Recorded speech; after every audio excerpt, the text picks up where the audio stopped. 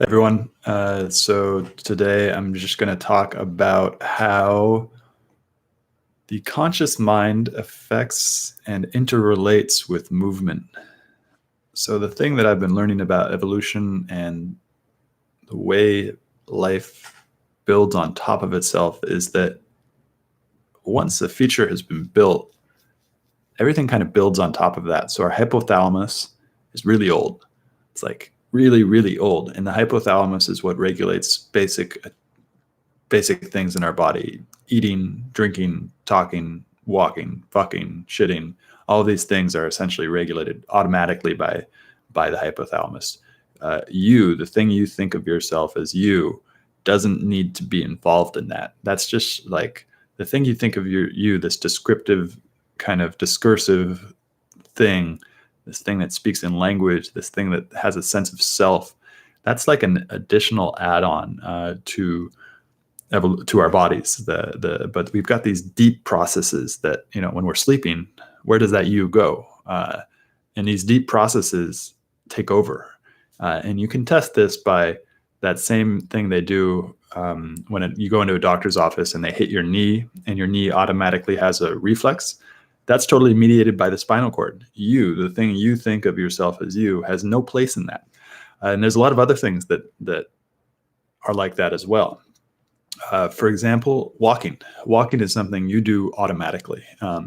You can bring conscious control over walking, and walking meditation does that, where you bring conscious awareness into the process of walking. But walking is something that is deeply, deeply embedded in you. The same thing happens if you find somebody who's sleeping and then put direct pressure on their feet, they will wake up, because it's as soon as the feet have this kind of pressure on them, they will start to have a spinal reflex that will just start to be like, oh, okay, I'm standing now.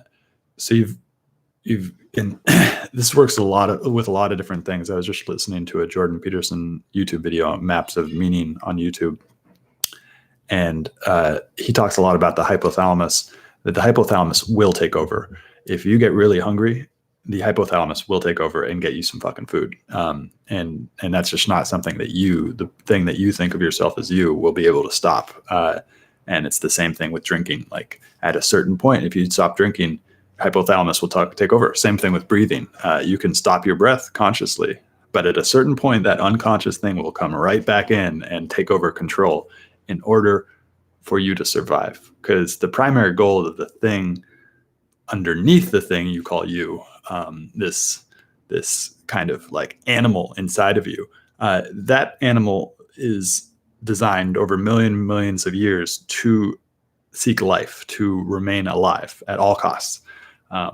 And I think that's an interesting analogy, because we as a society basically spend most of our time up here in this frontal cortex, talking and explaining and relating with this verbal capacity without a sense of really being an animal. But that animal is the core part of us. You aren't living a truly meaningful life unless you've acquainted yourself with that deep unconscious part of yourself, the animal inside of you. And evolution builds step by step on this thing. So it's like you have these old traits that were built step by step. So it's just a little kind of nuance to think about when thinking about the conscious relationship between thought and unconscious processes. And hopefully that's helpful.